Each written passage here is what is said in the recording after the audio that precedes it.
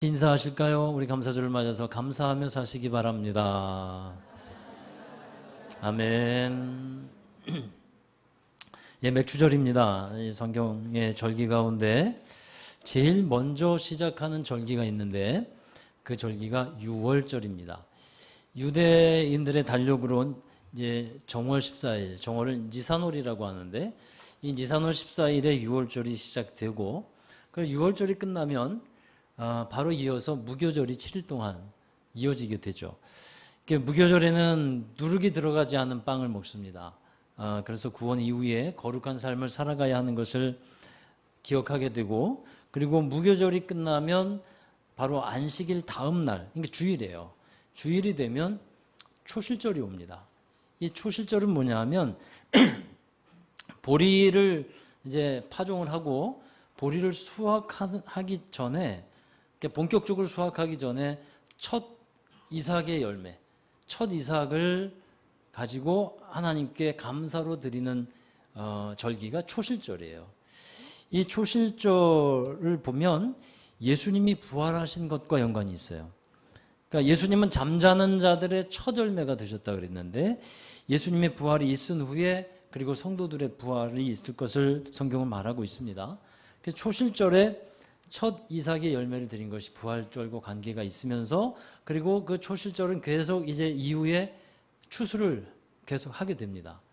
그리고 나서 보리 추수가 다 맞춰지게 되는데, 그 맞춰지는 때가 언제냐면 초실절로부터 50일째 되는 맥추절이에요.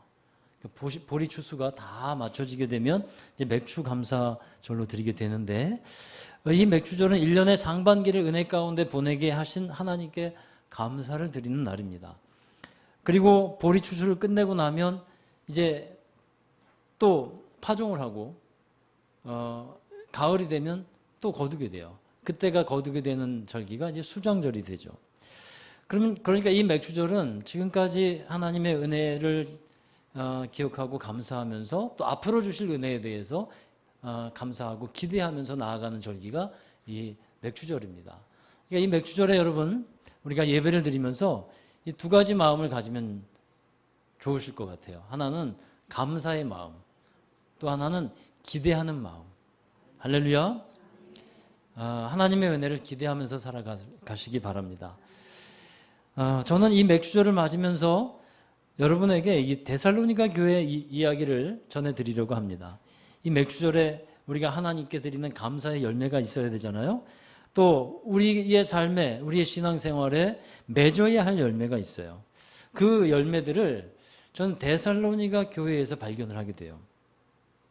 오늘 저와 여러분이 읽은 게 데살로니가 전서 5장의 마지막 부분, 결론에 해당되는 부분을 읽었는데, 이 본문의 말씀 가운데 여러분이 잘 알고 있는 말씀이 하나 나와요. 16절부터 18절의 말씀. 항상 기뻐하라, 쉬지 말고 기도하라, 범사에 감사하라. 이 말씀 너무 잘 여러분 알고 계실 겁니다. 그 말씀이 친숙한 말씀이라서 그것이 핵심이고 또 그게 전부인 것처럼 생각되는, 사실 더 넓게 보면 그 앞뒤에 그리스도인이 어떻게 살아야 하는지, 그리스도인의 삶에는 어떤 열매를 맺으면서 살아가야 하는지 잘 알려주고 있는 말씀이에요. 그러니까 그 가운데서 기뻐하고 기도하고 감사해라 하는 말씀이 주어지고 있는 겁니다. 저는 오늘 데살로니가 교회의 이 전반적인 전체적인 부분을 말씀드리려고 해요.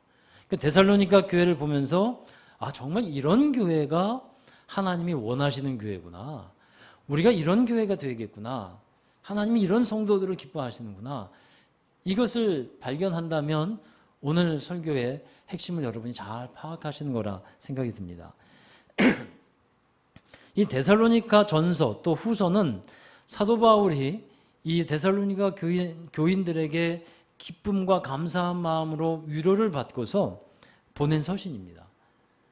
그래서 데살로니가 전서에서 먼저 간과하기 쉽지만 짚고 넘어가야 될 말씀이 하나 있는데, 여러분 1장 1절에 보면 데살로니가 교회라고 되어 있지 않고, 말씀을 잘 보면 데살로니가인의 교회라고 되어 있어요. 데살로니가 사람들의 교회라고 되어 있다는 거예요. 이것은 교회가 무엇인지를 다시 한번 알려주고 있습니다. 교회는 예수 그리스도를 믿는 사람들이 모여서 이루는 거예요. 모임이에요. 우리 모두가 이렇게 모여 있는 게 교회입니다. 이 교회는 하나님의 교회임과 동시에 사람들의 교회예요. 그래서 교회에서 중요한 것은요, 사람들이라는 거예요.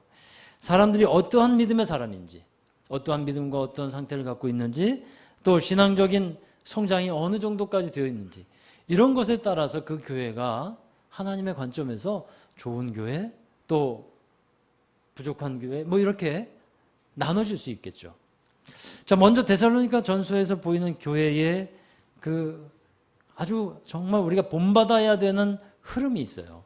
중요한 흐름이 있는데, 이 흐름을 여러분이 잘 이해하시고 이 흐름 속에서 교회가 하나님의 기뻐하시는 교회가 된다는 것을 이해했으면 좋겠어요. 여기 PPT에 나와 있는데 이 데살로니가의 이 그 은혜의 흐름들이 있어요. 첫 번째가 말씀을 듣는 거예요. 그 다음에 두 번째는 말씀을 받아들이는 거예요. 세 번째는 본을 받는 것이고 또 본이 되는 것이고 마지막으로 영향력을 끼치는 거예요.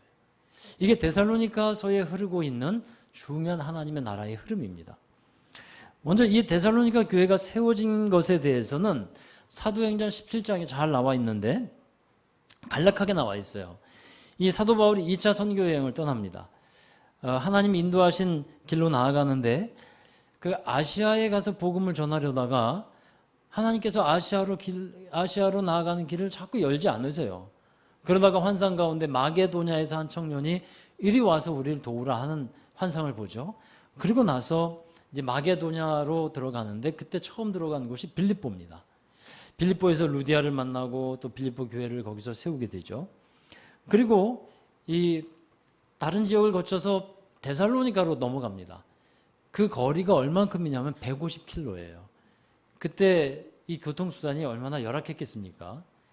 150km나 되는 그 먼 거리를 정말 수일에 걸쳐서 갔겠죠. 그리고 데살로니가로 들어갑니다.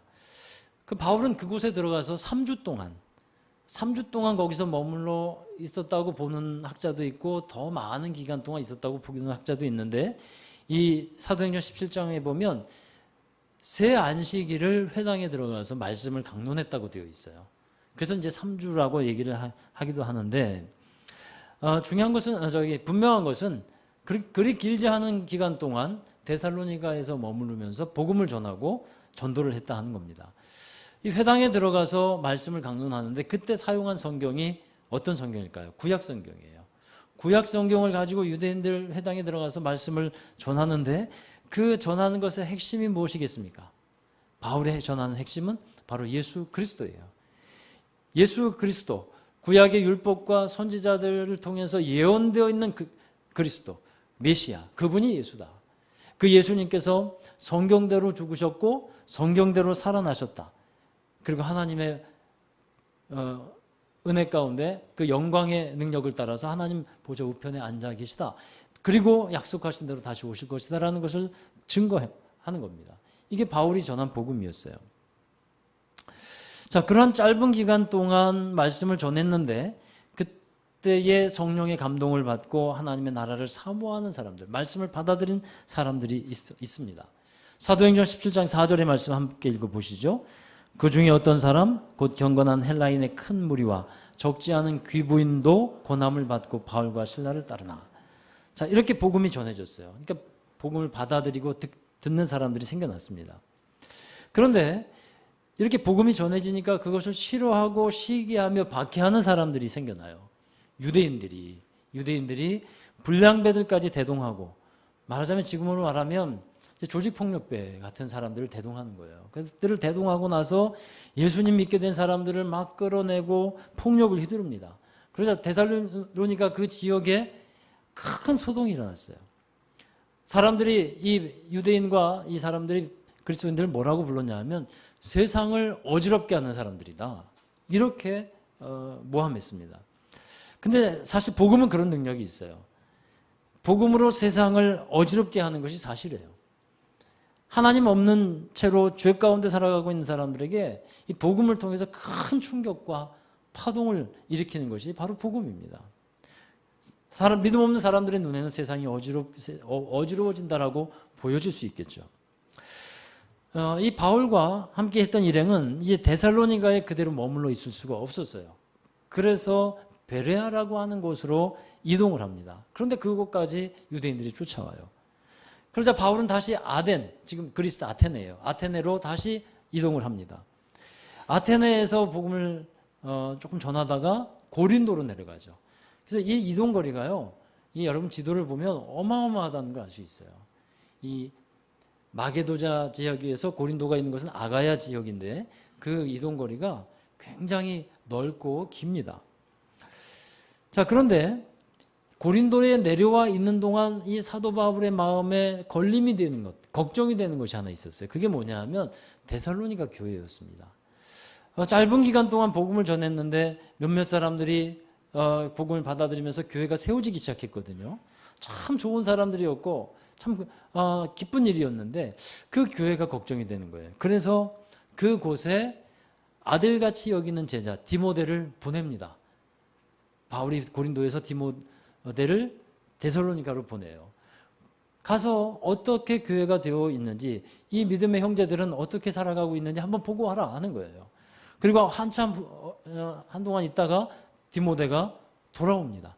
소식을 갖고 오는데 어떤 소식을 갖고 오냐면 정말 기쁨의 소식을 갖고 와요. 데살로니가 교회 성도들은요, 환난과 핍박이 있는데도 불구하고 그들은 믿음을 정말 잘 지키고 있습니다. 그러니까 신앙생활 잘하고 있고요. 교회가 믿음 가운데, 말씀 가운데 든든하게 세워지고 있어요.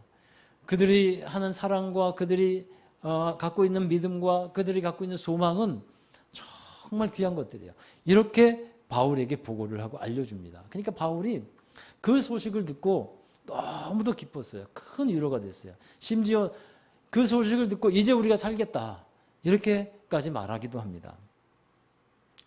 자, 여러분, 이 데살로니가 교회는 바로 바울이 전한 하나님의 말씀을 들었다는 거예요. 믿음은 어디에서 난다고 되어 있습니까? 들음에서 난다죠. 이 들음은 또 하나님 그리스도의 말씀으로 말미암았다고 했는데, 이 데살로니가 교회에 사랑의 수고, 믿음의 역사, 소망의 인내가 있는 교회라고 1장에 나와 있거든요.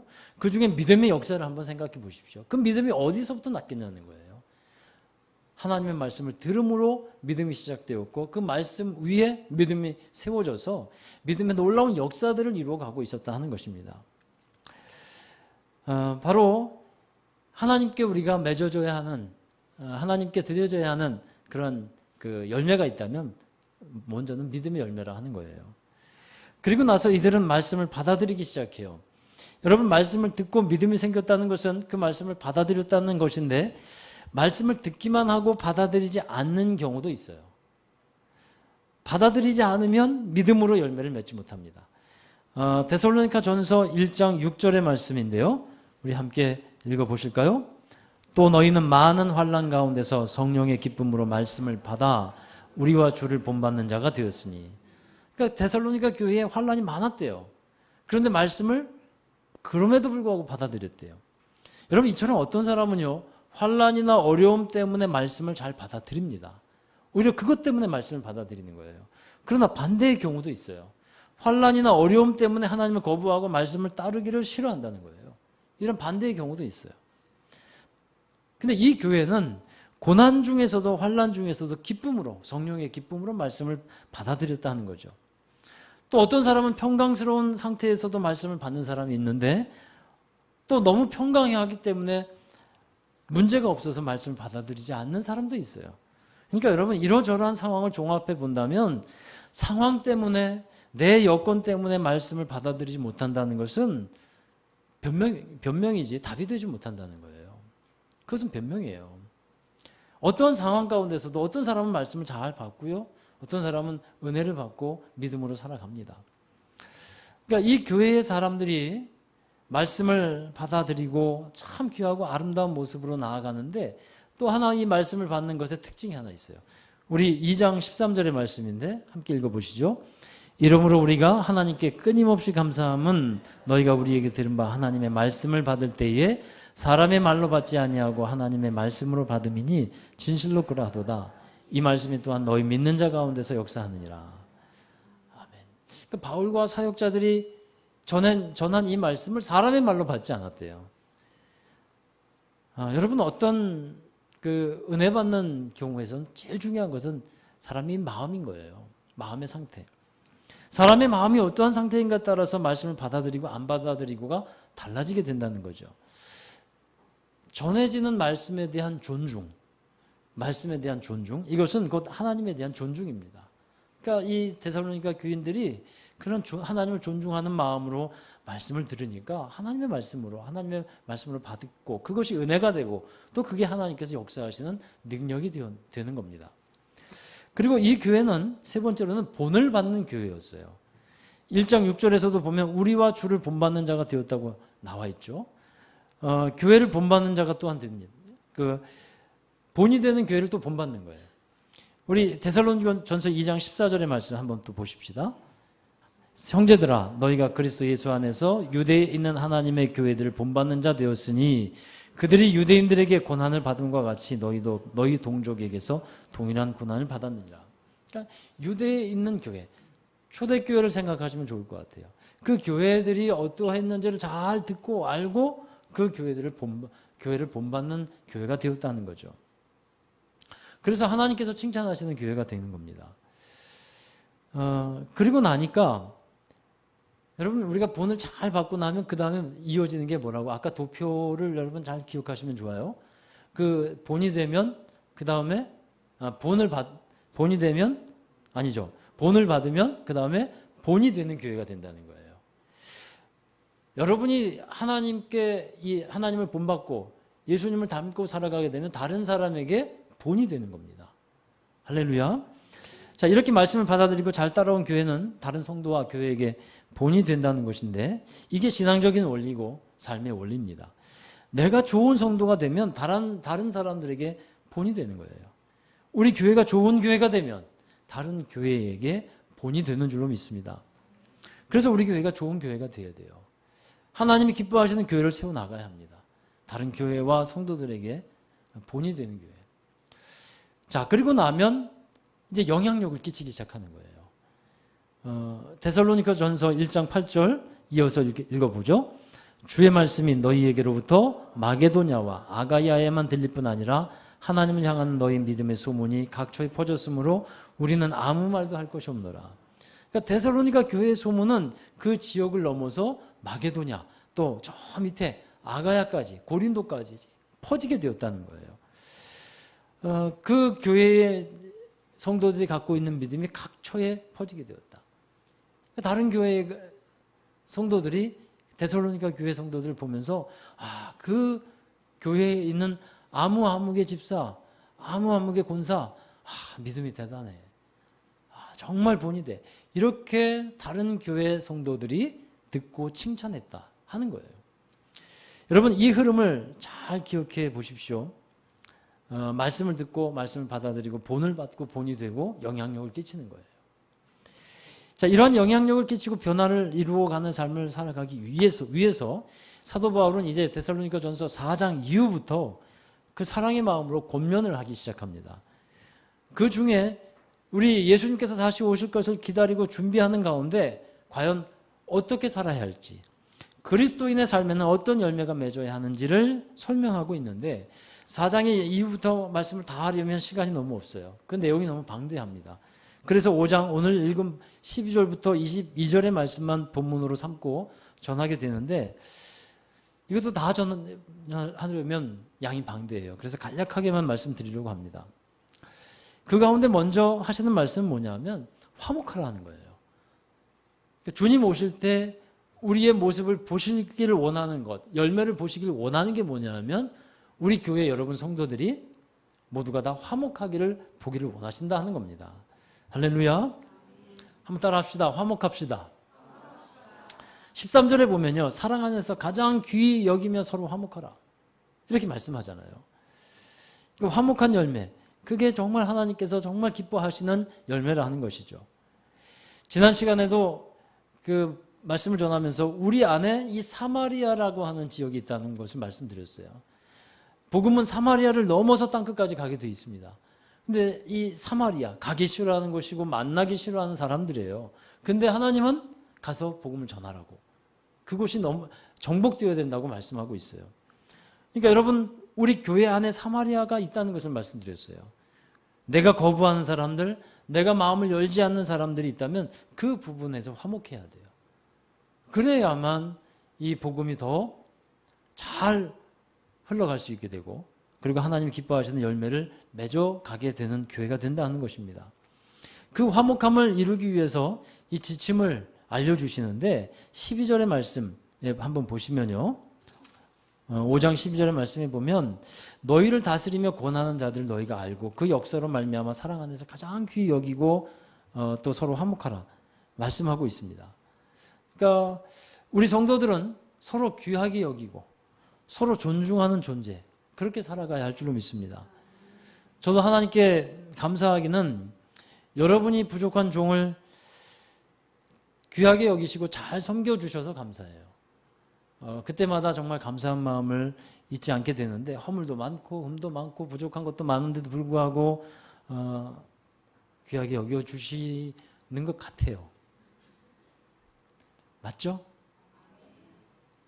감사합니다. 귀하게 여겨주셔서 감사해요. 그게 하나님 앞에서 보기에 좋은 거예요. 근데 목사와 여러분뿐만 관계뿐만 아니라 여러분의 관계 속에서, 우리 모두의 관계 속에서도 서로 귀히 여기고 서로 화목해라. 이것이 하나님께서 사도 바울을 통해서 우리에게 찾으시는 열매를 하는 겁니다. 그리고 그 다음 말씀 14절의 말씀에 보면 사람에 대해서 어떻게 하라고 말씀하냐 하면 오래 참으래요. 그게 화목함의 비결이라는 거예요. 어떤 한 사람을 오래 참으래요. 이게 하나님의 특성이에요, 사실은. 하나님께서는 노하기를 더디하시고 오래 참으시는 분이잖아요.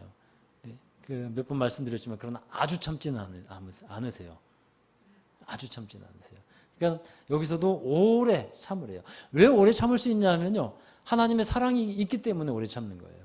사랑은 오래 참고, 고린도전서 13장에서 말씀하듯이 사랑은 오래 참기 때문에 인내하는 거예요. 그 사람에 대해서. 그래서 성도 간에 여러분 서로 오래 참고 기다려주고 기도해주고 하는 것, 이것이 화목함의 비결이라는 것을 말씀하고 있습니다.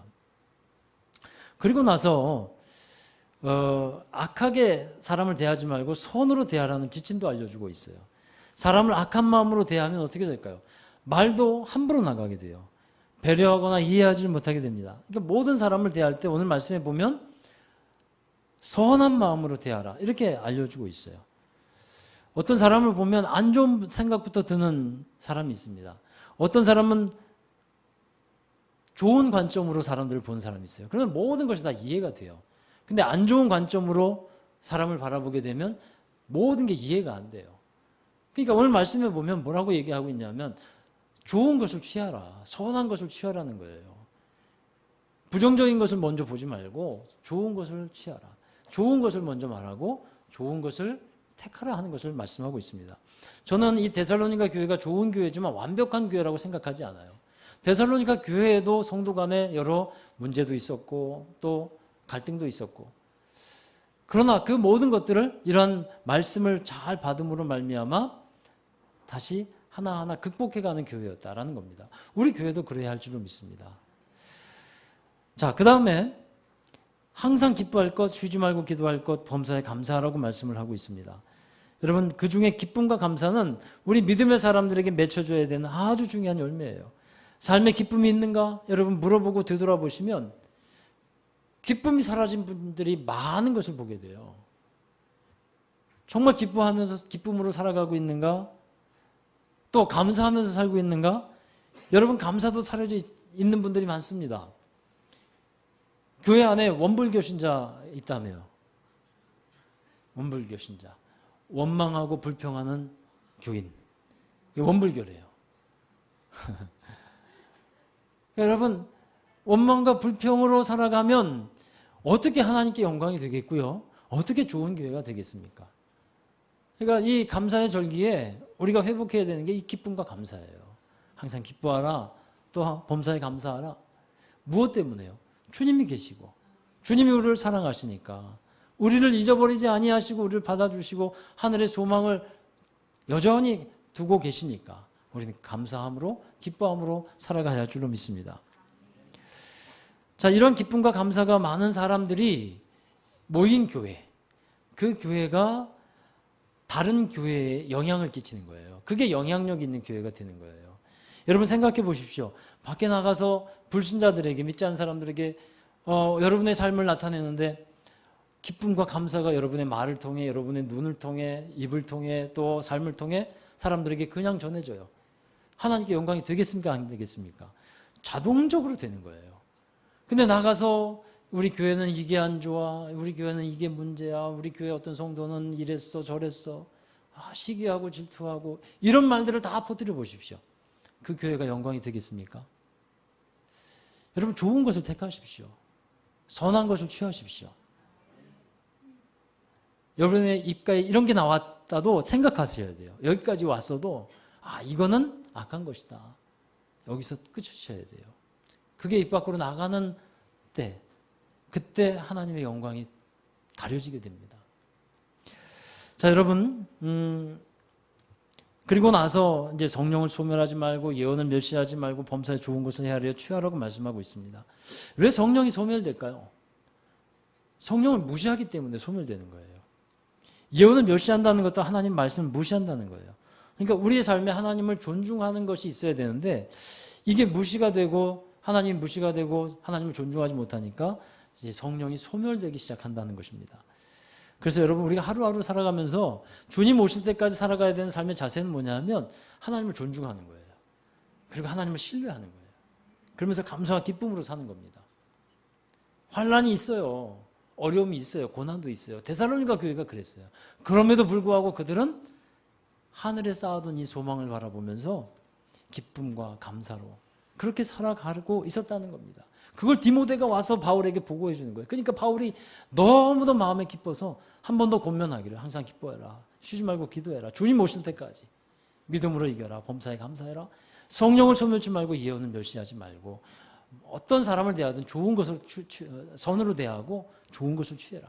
이렇게 권면하고 있다는 거예요. 여러분 이런 삶을 우리가 살아갈 때 주님이 오실 때 아니면 우리가 주님 앞에 설 때 이때 어떻게 하게 되겠습니까? 하나님께서 기뻐하는 사람으로 그 열매를 보시면서 정말 하나님께서 칭찬하시는 사람으로 그렇게 받아주실 줄로 믿습니다. 우리 교회를 데살로니가 교회를 통해서 우리가 어떤 교회가 되어야 하고 하나님이 어떤 교회를 찾으시는지 그 열매가 무엇인지를 함께 나누었습니다. 이 데살로니가서를 다 전체적으로 한번 설명하다 보니까 포괄적으로 말씀을 전할 수밖에 없었지만 우리가 기억할 것은 복음을 받아들이고 본이 되어서 영향력을 끼치는 성도고 교회가 되어야 된다는 것을 기억하시기 바랍니다. 그 영향력은 우리가 먼저 서로 존중하고 사랑하면서 기쁨과 또 감사와 기도와 하나님의 말씀 위에서 살아갈 때 그때 영향력 있는 그러한 교회가 된다 하는 것입니다. 저와 여러분이 하나님이 기쁘게 찾으시는 열매 많이 맺는 귀한 삶이 되기를 주의 이름으로 축원합니다. 기도하겠습니다. 하나님 감사합니다. 데살로니가 교회처럼 하나님이 찾으시고 기뻐하시는 열매 많이 맺는 우리 제자로 교회와 성도들이 되게 하여 주시옵소서. 예수 그리스도의 이름으로 감사하며 기도하옵나이다. 아멘. 자, 우리 이 시간에 성찬식을 함께 거행하도록 하겠습니다. 우리 찬송가 149장 함께 찬송 부르시면서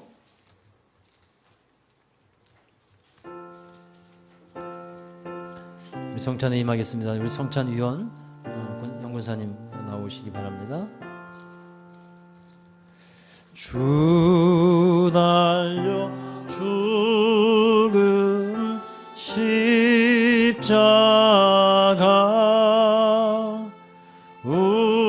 우리가 생각할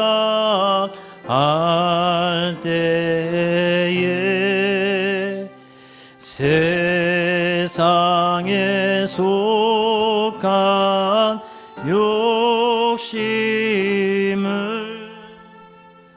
헛된 줄 알고 버리네.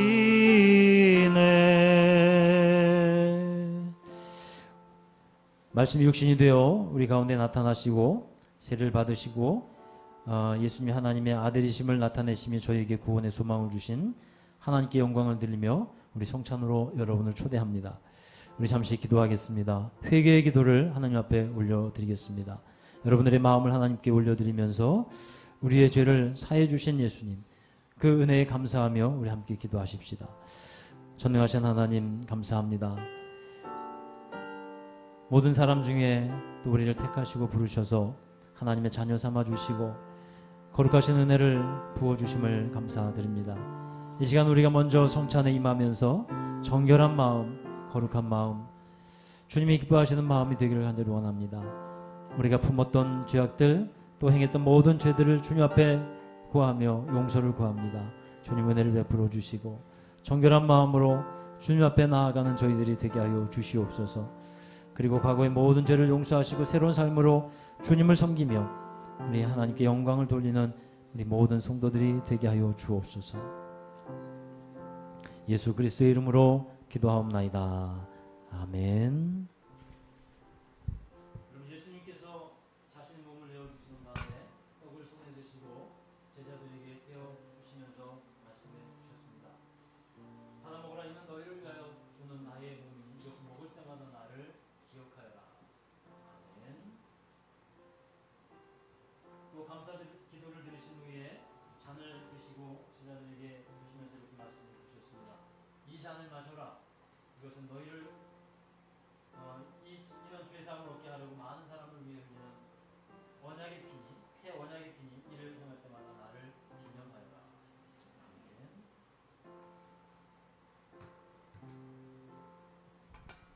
우리 잠시 성령의 임재를 위해서 기도하겠습니다. 거룩하신 하나님, 주님께서 세상에 보내셨던 성령을 지금 다시 보내주사 이 진설된 떡과 포도주 위에 임하시고 식탁을 성별하여 주옵소서. 성령께서 모인 우리 위에 함께 하사 떡과 포도주를 영원한 생명의 양식이 되게 하시고 이를 먹고 마심으로 그리스도의 새로운 몸을 입어 세상을 변화시키는 능력이 되게 하옵소서. 우리 주 예수 그리스도의 이름으로 기도하옵나이다. 아멘.